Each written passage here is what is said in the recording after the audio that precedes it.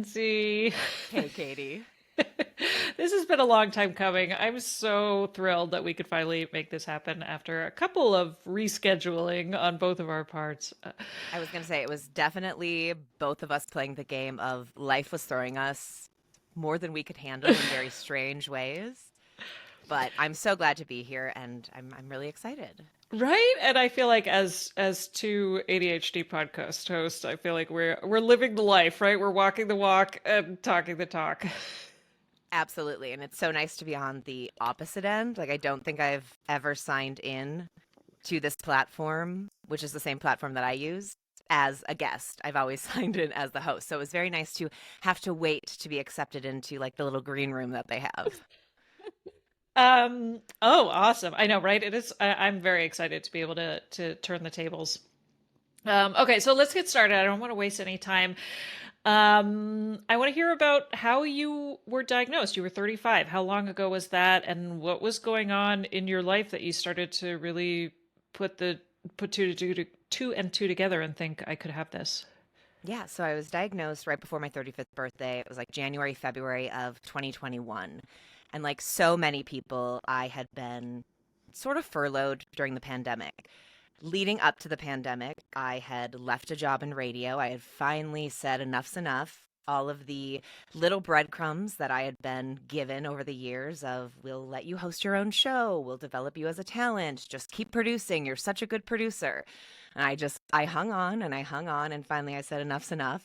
And like any good journalist does when they leave a job, I went into marketing and realized very quickly that I did not like it. I love aspects of marketing, but it can't be my whole job, 40 hours a week. I was so over my head. And keep in mind, this is all undiagnosed. So I left that and I needed a job. And I had always waited tables or bartended to pay my way through unpaid internships or low paying journalism jobs, all of those things that you do to make ends meet so you can pursue your passion. The service industry was really where I found myself, making that money. And I loved it. I thrived. It was just like working in a newsroom. You had tight deadlines and you turned things around.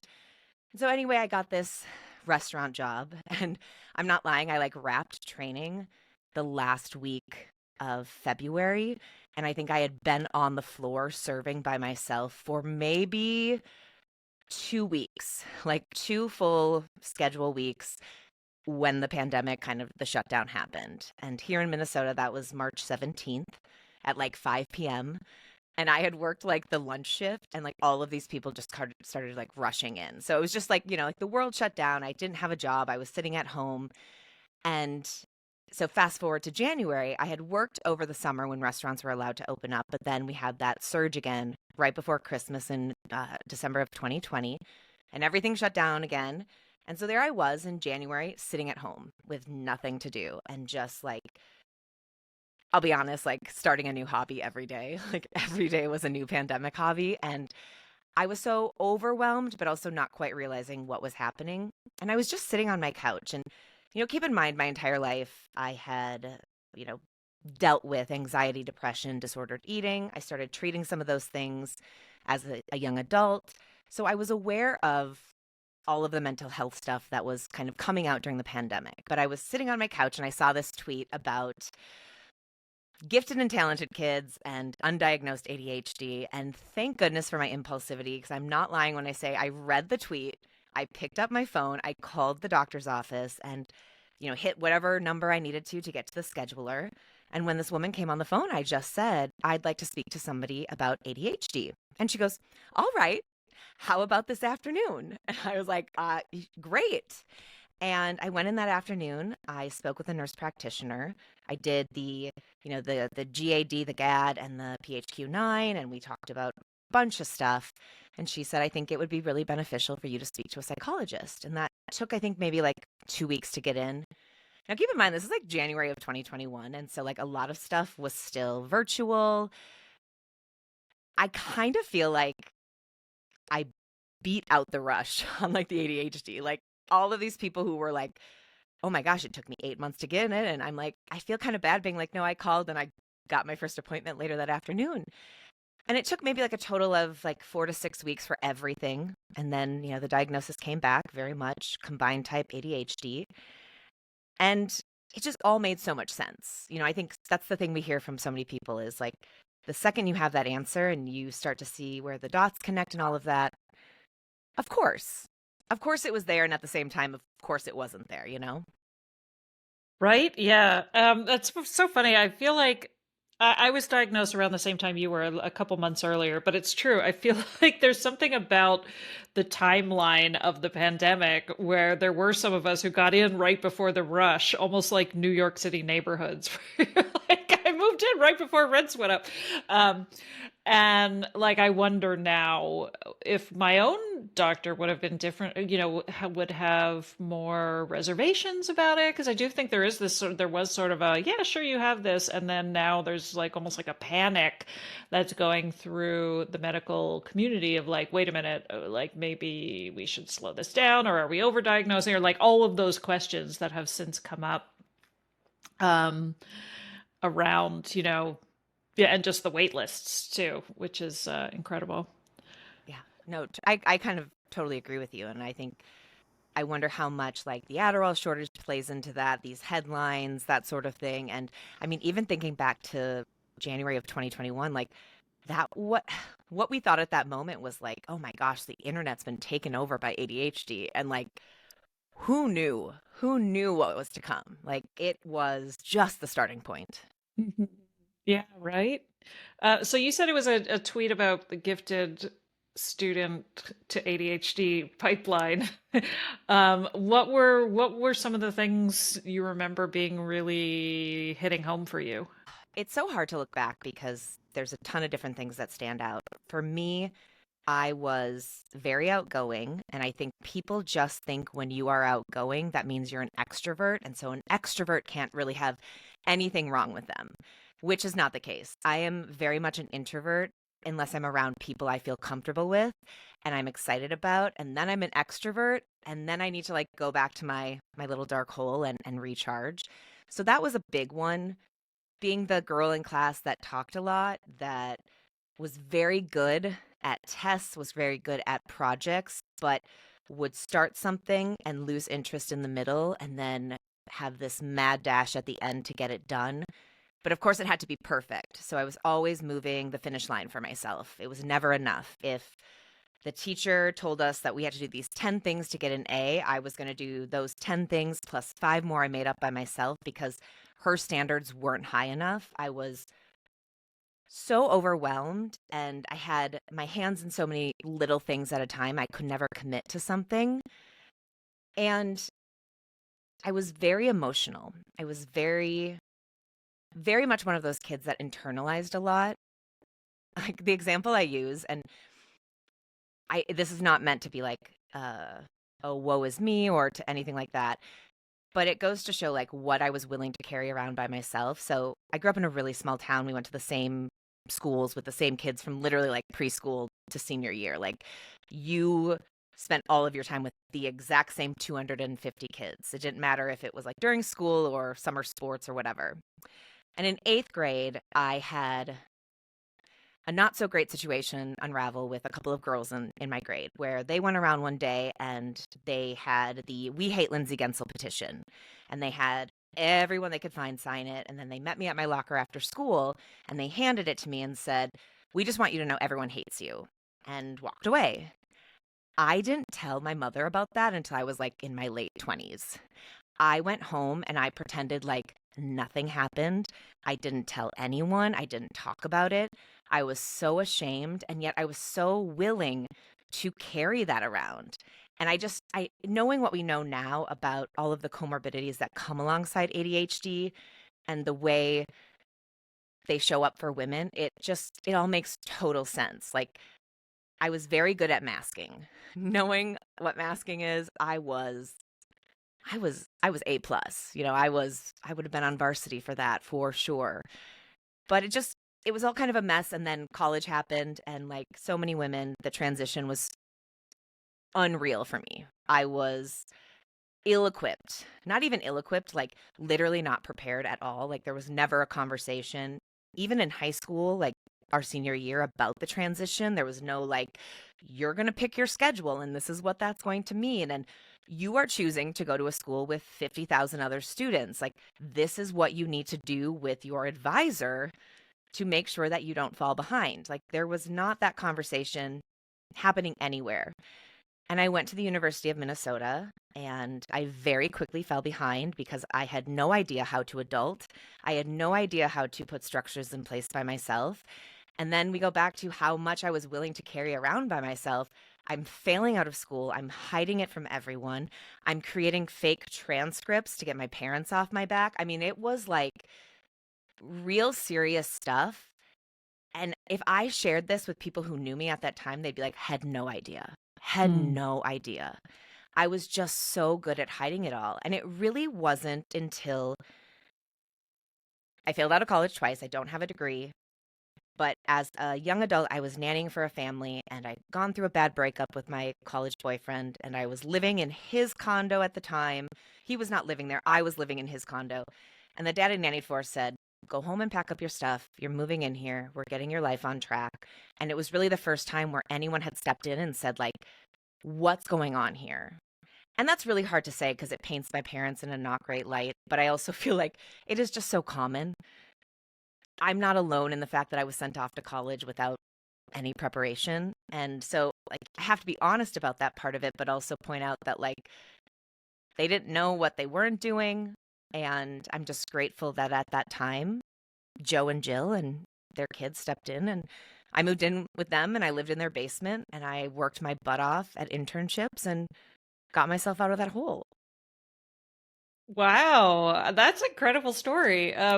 It's funny, like, oh gosh, I have so many thoughts. So as a parent, I feel like I struggle with that a lot, which is like how much to intervene with my teenager who, I remember, like I've said this a lot on the podcast, where like my parents gave me a lot of freedom and I did not use it well. I needed so much structure. I needed people to really keep me accountable and keep tabs on me, and I didn't have that. And I felt like I really, really floundered. And so as my daughter's parent, I'm like, I don't want to be like the tiger mom, but at the same time, like, I also know how important it is to have somebody step in and say, like, you gotta, we gotta figure this out. Yeah, well, and it's a fine balance. I don't think there's a perfect answer. It's obviously it changes per kid, but I completely agree with you. Like, I was given too much freedom and I didn't use it well because I didn't know. I think one of the things that's so hard with these later in life ADHD diagnoses is the regret that comes with it. I hold so much sadness about the college experience I didn't get. And I just look back at feeling like it was what I was told I was going to do. You went to a 4-year school. I went to a liberal arts school. I had no idea what I wanted to study. And then as an adult, you're like, oh gosh, wouldn't it have been great to actually like take college for what it was supposed to be, which is like learning about yourself. I go back, I was with the exact same people for however many years of my life in this tiny town, and college could have been so much more. And so it is hard, and I love that you kind of get to experience it again in your grad program. I've toyed with the idea of going back for a class. People keep being like, you should go back and get your degree. I'm like, why? At this point, like, all of that work, like, I don't think I would even ever be able to pass a math class in a liberal arts format to save my life. Like, absolutely not. Right. Well, and I think there's so much evidence in terms of being a lifelong learner and not having, like, if you get to a point where you're able to reframe your interest in soaking in things, right? And that excitability and that, lust for knowledge. What does it matter if you have a degree? Like, it's just like, for me, it was really about that idea of like, oh, okay. So for me, I had to it wasn't until my diagnosis that I was then able to say, like, not doing well in school is not a reflection of my intellect. It's not a reflection of my worth. It's not a reflection of anything. It just means that system was a terrible system. But that takes a lot of inner work to get there. Oh, absolutely. Yeah. I'm just starting to feel comfortable saying I failed out of college. And I think working on the podcast and talking with other people and having them be vulnerable with me has made me feel more open about it. But I also feel the same with you, that I think a lot of the stigma that was held towards people who failed in traditional education, the more we're talking about how the world wasn't created for everyone, I think as that slowly is developing and more people are being kind of enlightened to the fact that every single person's brain is different, whether you're neurodiverse or neurotypical, wherever you fall, like everyone's brain is actually different. And so to think that we can even ever set up anything that would work for all of us is, you know, ridiculous. Hmm. Yeah. I loved what you said about being a waitress or being a server too, because I feel like that is something I always loved. I loved waitressing, and I had a very similar experience to am I, that question of am I an extrovert or am I an introvert? I loved performing, right? And I feel like there is in serving, there's a lot of performative element to it. It's these very short-term relationships that you have with people, and if they're fun, you're fun. Like you kind of build off of each other's energy, and I think it all really does come back to masking, like you said, like that idea of how you play these parts in your life, depending on who is on the receiving end, which I think many of us share in that experience. Yeah, I joke that I was born to be an entertainer. I just wasn't given like traditional skills to be an entertainer. Like, I'm an okay singer, I'm an okay dancer. Like, I grew up doing community theater. I love being the center of attention. Like, it's the joke I make, but like, that's what it is when you're a server. And it's, you are at the table, you have to kind of figure out who you are in their experience. Do they want you super involved? Are you making jokes? Are you really engaged? Are you leaving them alone? And I think like for us ADHDers, we're really good at gauging that. Like you can walk up to a table and know exactly like how you are going to fit into their experience. But what's so funny is I've never waited a table now post-diagnosis because I was diagnosed and then left that restaurant shortly thereafter and then went back to journalism. But I always think like, what would it be like to wait a table now or work a busy Saturday night dinner rush at one of the places that I worked? Because before my diagnosis, if someone walked in that I knew, like if I was waiting tables at a section across the room and a person I knew like 15 years ago was sitting in a table, who knows how far away, all I would think about was like them watching me. I would feel so vulnerable. I would be so shy and bashful because like there's someone there that now knows you. And seeing how, life has changed post-diagnosis, I always wonder like I would just probably have been a much better server now because like you just don't care. Like a lot of the stuff you used to care about, you just don't care about anymore. Yeah, great point. Um, okay, so I want to find out, first of all, what drew you to journalism? At what point did you start getting into the world of journalism? Well, I wanted to be a sideline reporter. Again, going back to the love to be the center of attention. I loved sports. I was really into sports growing up. I loved watching sports. I'm the youngest of four girls, so I was kind of like my dad's token sports buddy. And again, having no guidance, not knowing anything. At this point, having failed out of school once, I got an internship, thankfully. And that kind of stemmed because I had taken a job, what would have been my senior year at the University of Minnesota with the Minnesota Daily, which was a daily newspaper at the time. We ran like 5 days of the week, Monday through Friday, and then like one weekend edition. And it was incredible. It was the hardest thing I've ever done. And it was super exciting. And I remember like my first week on the job, I did a story about people in Myanmar at the time. There was this government like lockdown happening on people, and they were using Facebook. And now keep in mind, this is 2007. So they're using Facebook to like communicate with the outside world and get information out. And I'd written this article and it got picked up by the New York Times. And my God, the dopamine rush of like getting that call from your managing editor being like, it's your third article and it got picked up by the New York Times. And I actually was at the bar at the time. I was at the bar called the Library, which was, I spent way too much time at the bar in college, but that's another story. And like you just get bit. You get bit telling other people's stories. And I think there's something for me when I hear something that I can hear how it comes out to the audience. I can hear how the audience is going to digest it or see how it plays out. And gosh, once I was in and I pursued sports for a while, and they say, don't meet your heroes, don't work for your favorite sports organizations. I just kind of burnt out on it. And it was a lot of nights and weekends and other stuff that, of course, comes up with being a neurodivergent person who doesn't know that they're a neurodivergent person working in a very competitive field. And, I kind of equate what I do with like an actor. Like you always feel like you're auditioning for what's next. You never really get to settle into where you are because everything you're creating at the moment, you're like, well, this is going to get me my next gig, or how am I going to get my next gig? And so it was that drive of like, what door's opening? What door am I hopping into? And I've done everything. I've done so many different jobs in journalism. And it always comes down to, I think, I just love telling other people's stories and meeting people, like that's like a really fun part of it. You meet so many cool and interesting people, and working on deadlines is something that I just have really thrived in. So once like, oh gosh, I love the rush of that, it's easy to keep coming back to. Yeah, it's funny. Part of me really misses that version of myself.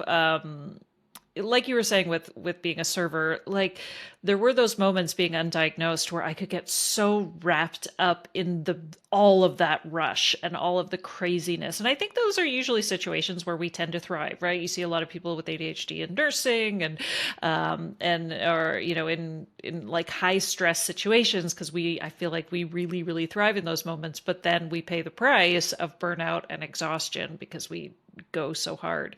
And part of me kind of misses those days because I don't feel like I could allow that to happen to myself. Like I'm too focused on staying regulated now that I don't think I could ever allow myself to go into those situations anymore. And there's a part of me that's like, oh, I kind of mourn the loss of that ability to or inability to know what's happening and just go with the flow in such a way. Do you know what I mean?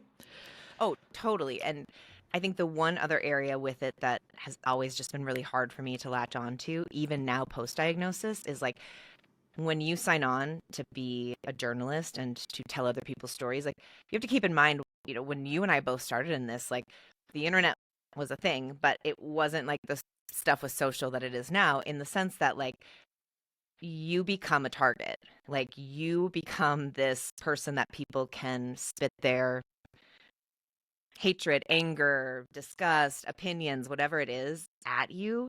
And so like there's this whole other angle to it where like you're not just going in and doing your job, now you're managing other people's feelings. And I appreciate and really respect those that can like shut it off. Like the people on our side of it who are on the receiving end who can be like, I don't let it bother me. I don't look at it.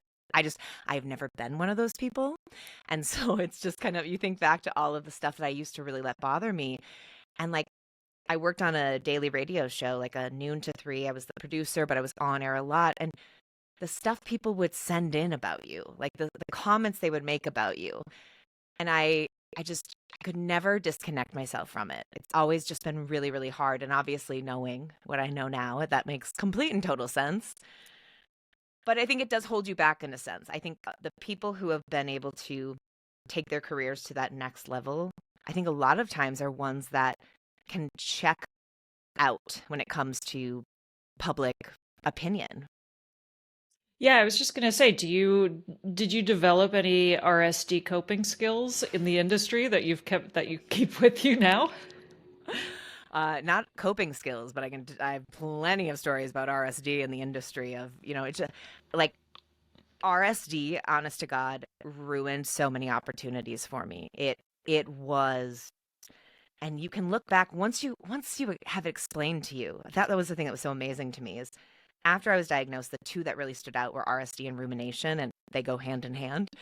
And the second I knew what RSD was, I could just see all of these moments in my career where that was exactly what it was. And the other part of it too is I was a female trying to make her way in sports journalism, and I couldn't connect with the women who were supposed to be my mentors.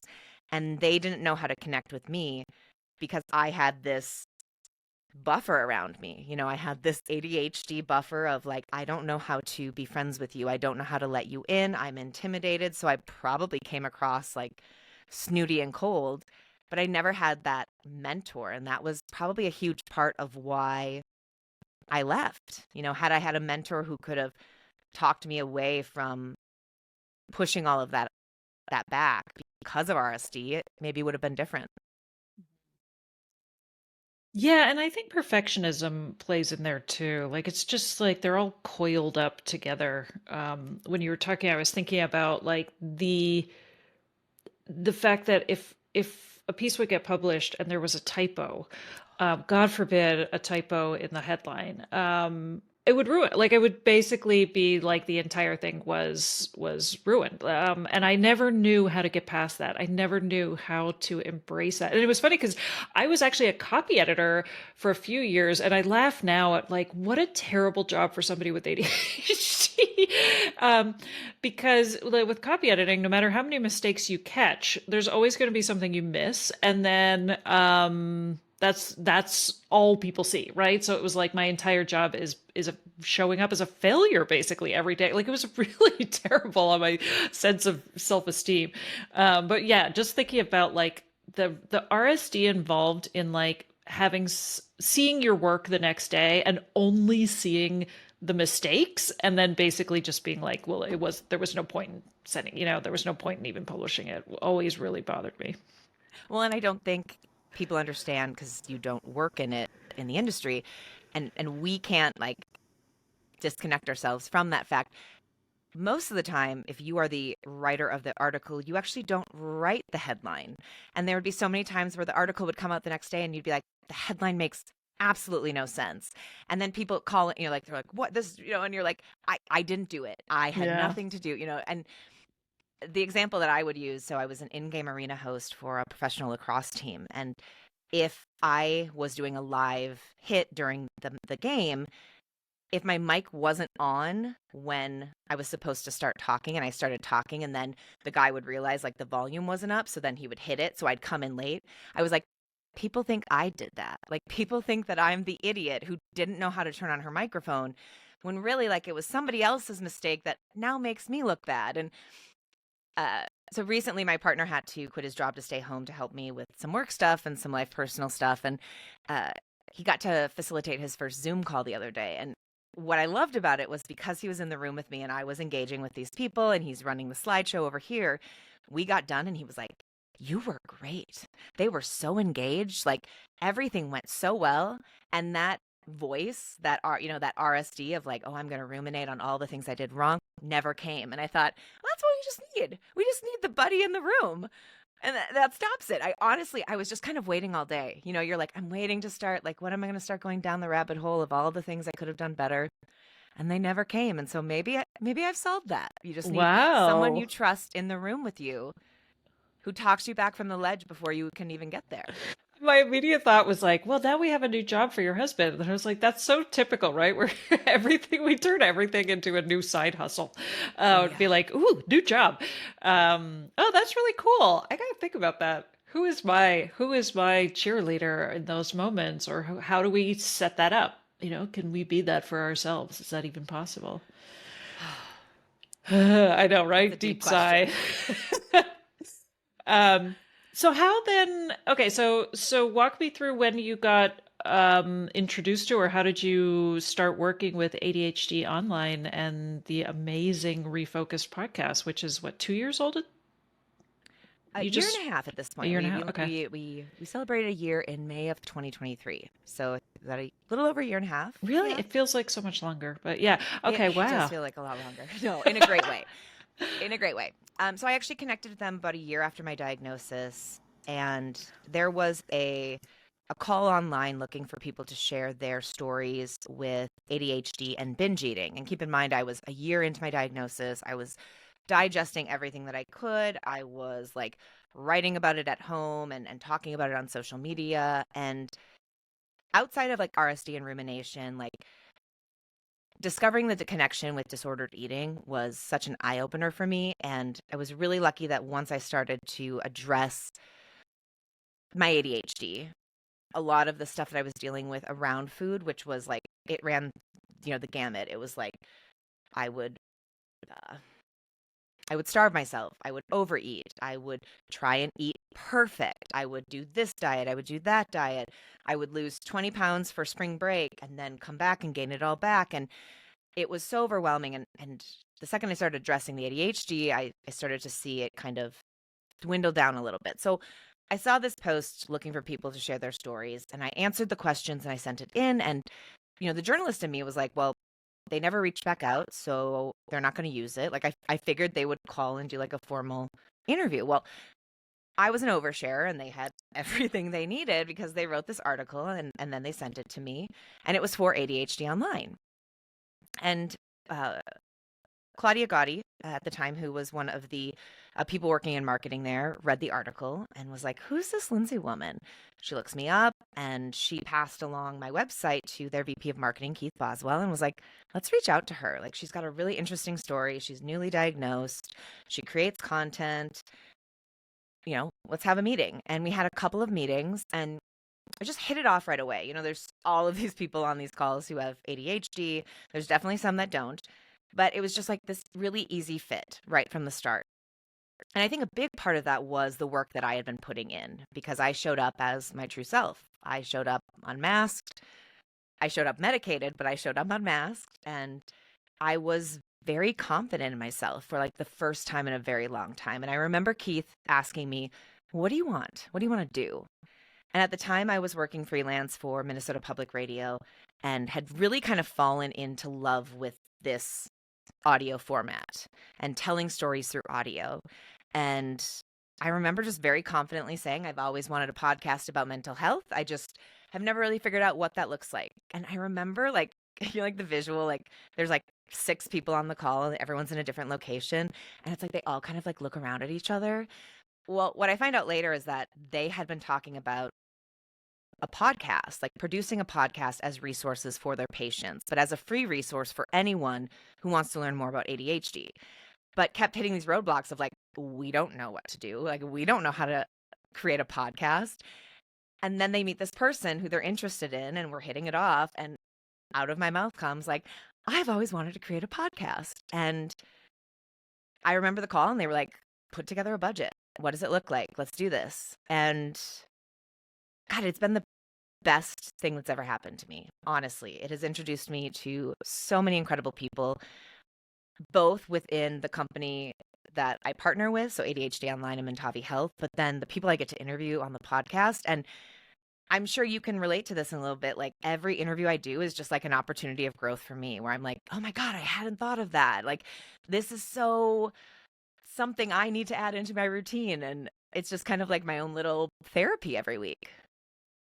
Right? Oh my goodness. I've often said I feel like I'm getting my PhD in ADHD. And again, going back to the topic of school, like I'm like, oh, this is how I am comfortable becoming an expert in something, Yes. not sitting in a classroom reading boring textbooks, right? Yeah. No, yes, absolutely. Oh, that's amazing. I love that story. That's fantastic. I love the people at ADHD Online. It's such great and big fan of your podcast. So I was going to ask you, what do you love most about the interviews? I feel like you answered it. Was there anything else you would add to that? I think what's really funny is I still get this like nervous energy before an interview. It's like the 10 minutes leading up to it where I'm like, oh, I have so many things on my to-do list, or I'm really overwhelmed. And like within like the first 30 seconds of like hitting record, the rapport you are able to establish with people who have ADHD, it's just like, okay, we became immediate best friends. Like, where do we want to go with this? And like the vulnerability that people will show. And I think what's been really great for me is like one of the things I loved about producing was getting good guests. And so feeling like I'm able to take all of the stuff that I learned from like the traditional newsroom setting and being able to pull out someone's story, it really feels like all of the stuff kind of coming full circle. Like, oh, I loved when I worked on that noon to 3 show, like I loved the rush of getting a guest, of getting like the best guest, of like, oh, I mean, this one time we had Major Garrett at this summit during Trump's presidency, and we had like 5 minutes with him where we had to throw into commercial break early. I had to pull up tape that had been recorded, put it on so it's playing over the radio, and get my host into the studio to record. And like when the interview comes on later and you're just like, like smooth sailing. It was like, again, it's like the rush of that. There's nothing like it. And so to get to do that every day here where I'm like reaching out to people and they respond and are like, of course, like with you, like you were literally on our wish list. I'm not joking. So when this all started happening, we were like, Katie Weber on our wish list. And then, the connections were made and I was like, Katie Weber coming on the podcast. It's amazing. Like, it's really fun to like have the ability to like get to do that on your own. I know, right? Yeah, I love it. I'm always amazed when people say yeah. Still, or I'm like, oh, you've heard of the podcast? Oh, okay, that's great. Like I spend a lot of time because I'm so interested in the conversations. I spend a lot of the other stuff feels like noise, and so I don't think probably as much as I should about all the stuff around the podcast and that anyone is even listening, which I think is probably for the best if I really thought about it. I put my foot in my mouth a lot less, but one of the okay, I want to talk about positive thinking because I feel like you embody positivity in a way. I'm sure you get this a lot. You're like waiting for this question, right? No, I love it. And I'll tell you why, but I'm going to let you finish. Okay, so I want to talk about positive thinking because I think there's several questions in here. I want to also ask you about your sort of health journey recently and how you've been dealing with that and how you feel like ADHD plays into your health journey.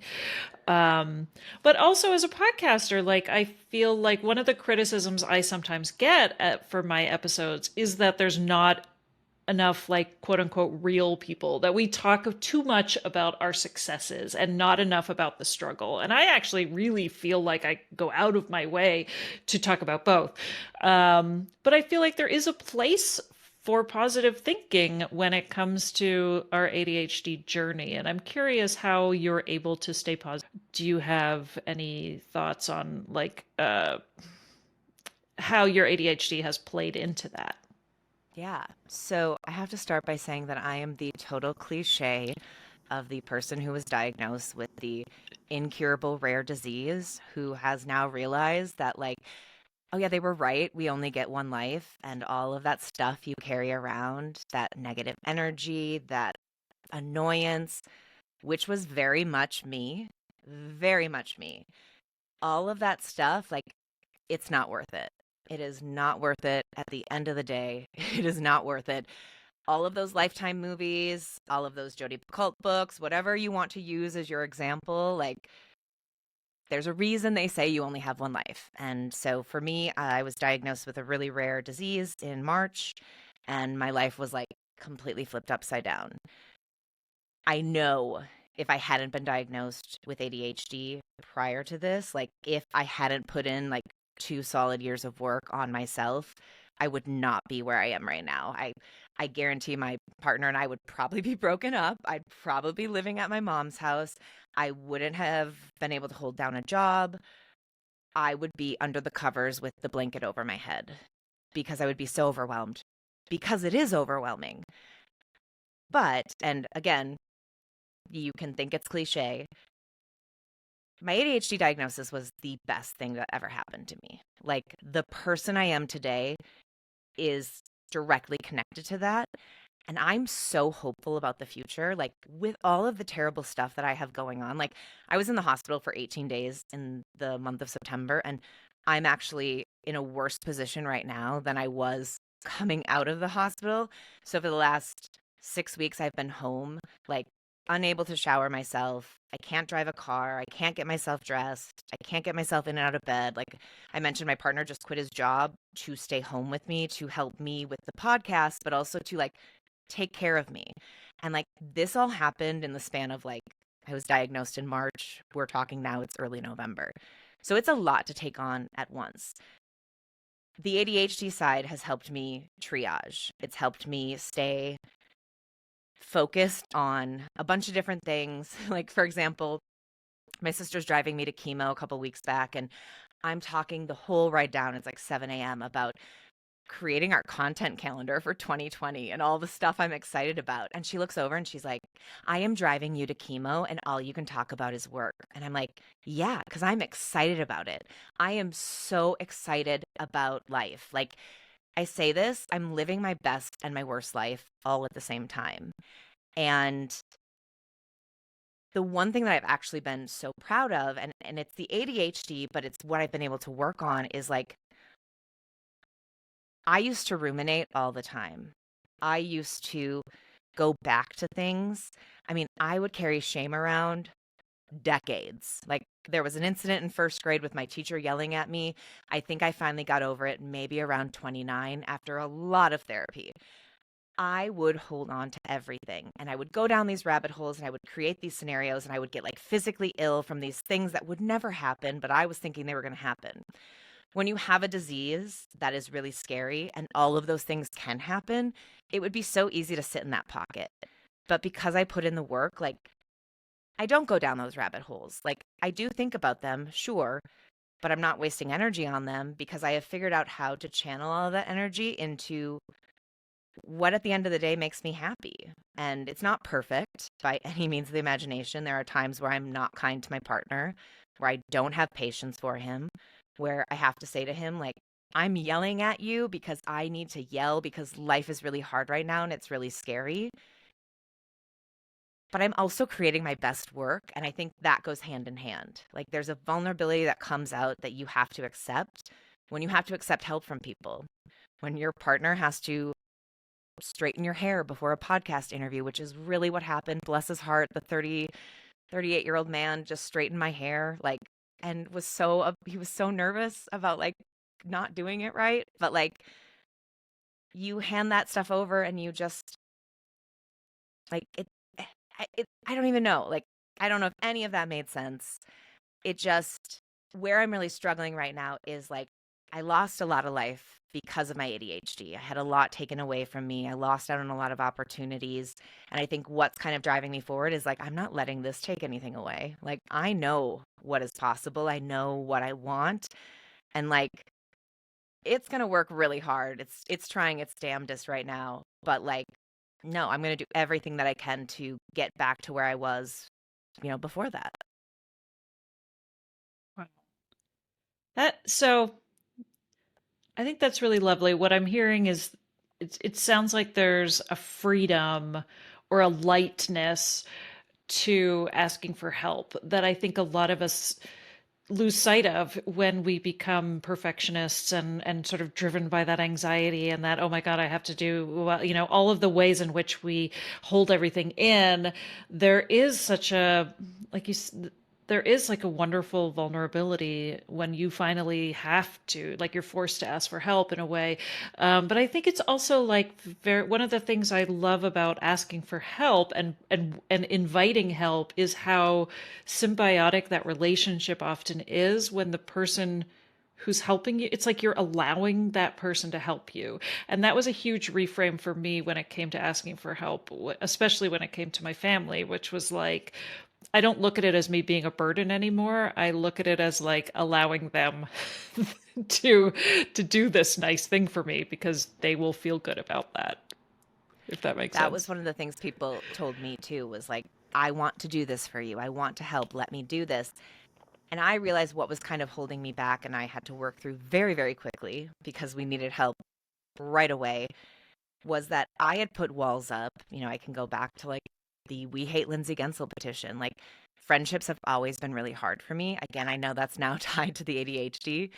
But so when people would want to show up for me and want to, show that they cared about me, I didn't know how to accept that. I didn't know how to look at that as genuine. I really kind of always had my guard up, like, okay, but then what are you going to do? Like, you're going to help me, but then like, what's going to happen when the ball drops? Like, what's the other end of it? And a lot of that was because of toxic friendships. And so just very quickly, like, having to kick that all to the curb and be like, oh, I am deserving of being cared for and having people take care of me. And it's uncomfortable. Like, it's really uncomfortable to have to sit with that, but it's important that we sit with that, right? Like, I wouldn't want the people that I care about feeling that way. Why do I allow myself to feel that way?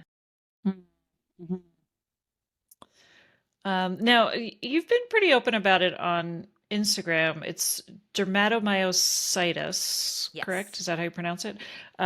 Is that what?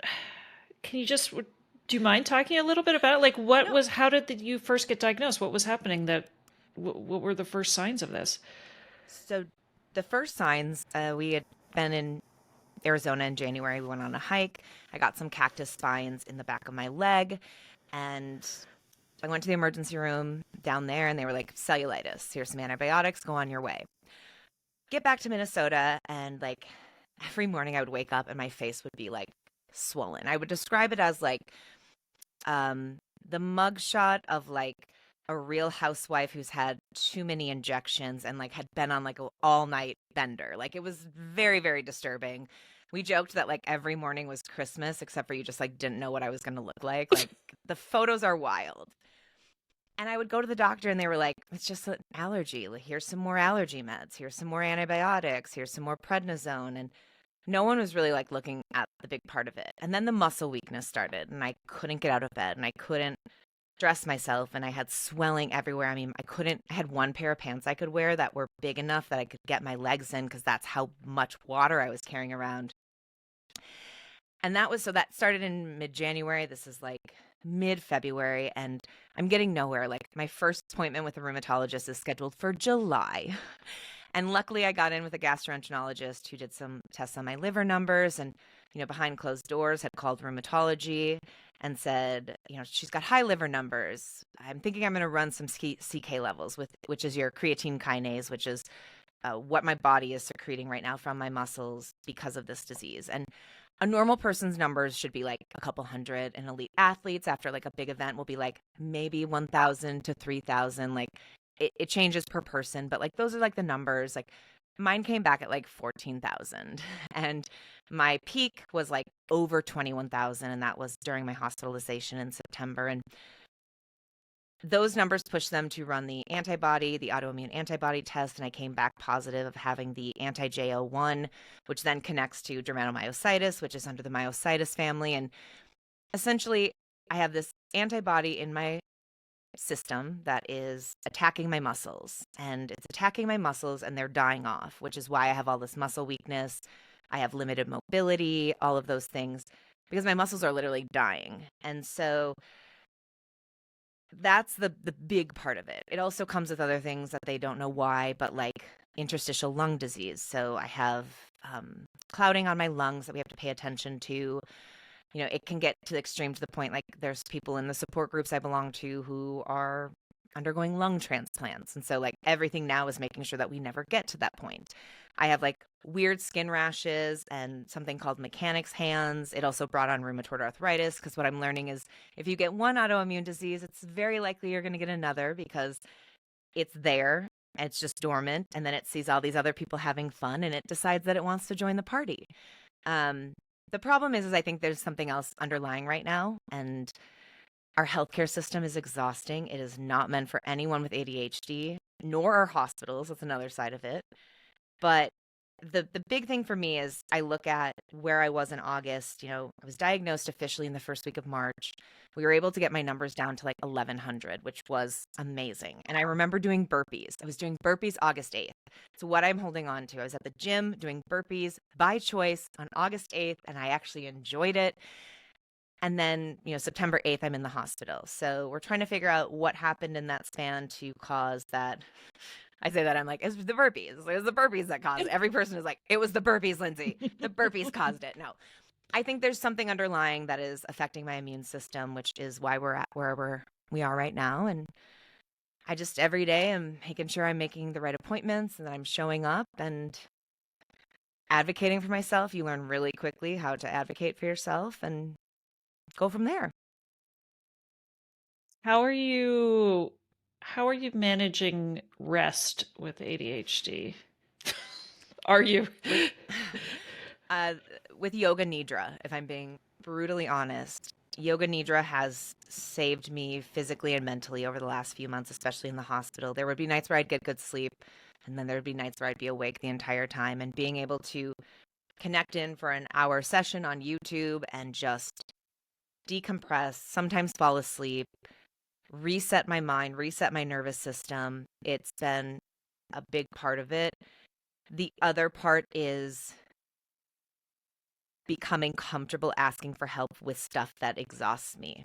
Like, I'm constantly trying to do things, and my boyfriend will be like, I'm staying home so that you don't have to do that. And it's like, but I can. And he's like, yeah, and then you're going to be tired for the rest of the afternoon. Like, stop unloading the dishwasher before I get up. And I'll be like, but, and he's like, you sweat, like you get physically exhausted unloading the dishwasher. Just let me do it. But it's hard to kind of like turn that off, you know? Oh, wow. Right. Asking for help before you have exhausted your own resources, I think, is a really, really big challenge. To even, well, there's a lot there, I think, Yeah. right? You just learn as you go. Do you have advice for a woman who is newly diagnosed who might feel like she's not at a place where she appreciates her ADHD? Oh man.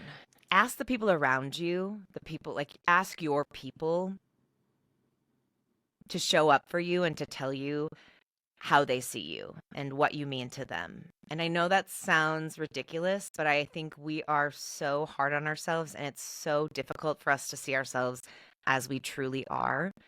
And when we allow the people in our lives to do that for us, like going back to like having John in the room with me when I did my presentation, like he's my best friend, he's my person, I trust him wholeheartedly.